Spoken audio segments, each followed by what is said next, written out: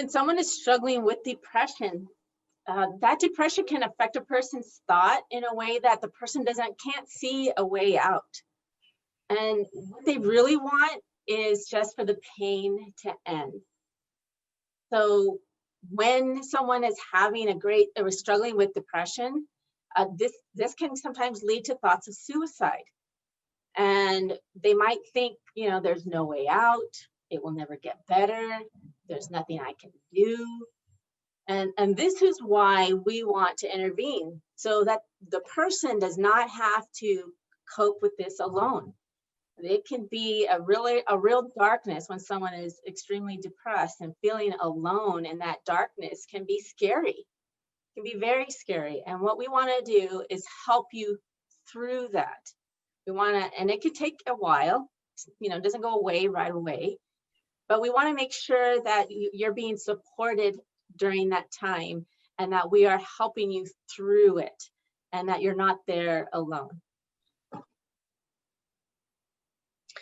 So there are a number of warning signs of suicide. And if something's a warning sign, that means you need to pay attention to it. Pay attention to it in yourself and to others around you. If you are talking about suicide or death in general, or your friend is, that can be a warning sign. Talking about going away, referring to things they won't be needing, and giving away possessions can be a warning sign of suicide.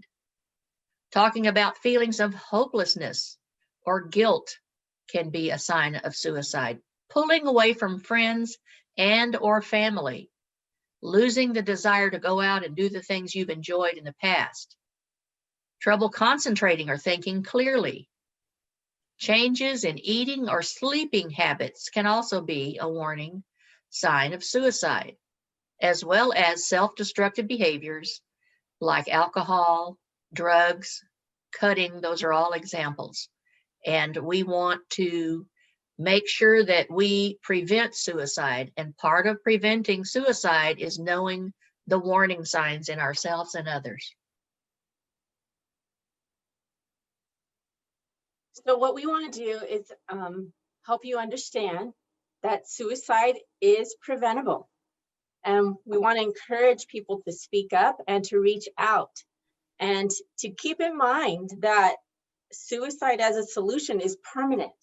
It's a permanent solution to a temporary problem. And sometimes those, like I said before, those problems can last a while.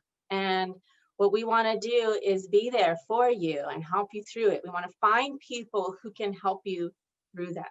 And so if your friend is thinking about suicide, we want you to get help now. If you are a person who is a friend of someone who is thinking about suicide, we don't want you keeping that to yourself. That is not a secret that you should be keeping. This is a time for you to reach out to a trusted adult, someone that can help that friend of yours. That is just not, it's not okay to keep that to yourself. That is not helpful. And so, because depression is just so powerful that you cannot just wait for things to go away and hope that their mood is going to improve. You just can't wait. It's very important that you act when somebody ever shares with you that they are suicidal. So when a person has been feeling down for a long time, it's very hard to step back and think clearly. And this is when they need you as a friend to speak up for them, because it takes so much energy to get out of that darkness and reach out for help. And they really need someone to do that for them. So if you know of someone that way, please make sure you speak up and that you talk to an adult that you can trust as soon as you can. And then also, if there is not an adult that is available, then you can also reach out to outside resources. And we're going to go ahead and share that with you right now.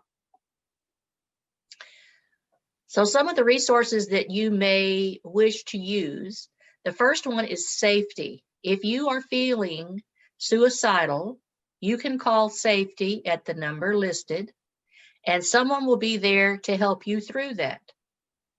The safety number is available from 8 in the morning till 8 at night. So that's a good long time to contact safety, and they can offer help. There's also a 24-hour suicide helpline you can call. So that's all day and all night. If you need suicide helpline, they can connect you to someone who can help you. If you don't like to talk about it, but you can text, there is a crisis text line now. So you can text EMM to 741-741, and that is confidential. It is free with a crisis trained counselor. And all the different resources we have on this page are free. There's also a domestic violence number you can call if there's domestic violence in the home and you need some help with that. Help understanding domestic violence number is there for you. The Trevor Project is another resource. That is an organization which provides crisis intervention and suicide prevention services to LGBTQ youth. And there's a number you can call, and there's also a website, thetrevorproject.org. AA, which stands for Alcoholics Anonymous, and Al-Anon has a website for this area, and it is aa52centraloffice.org. AA is for people who are having trouble with alcohol themselves. Al-Anon is for family and friends of alcoholics who may need some help as well. So there are English and Spanish meetings for that. So we know people start to heal the moment they feel heard, and we want you to be heard, and we're offering you a lot of different ways to have that happen. And remember to keep the positive self-talk going.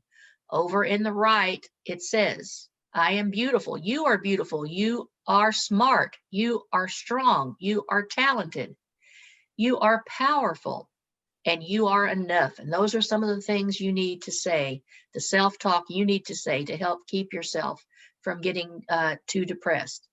I am the 7th grade counselor, Miss Bulow, and there's my email address.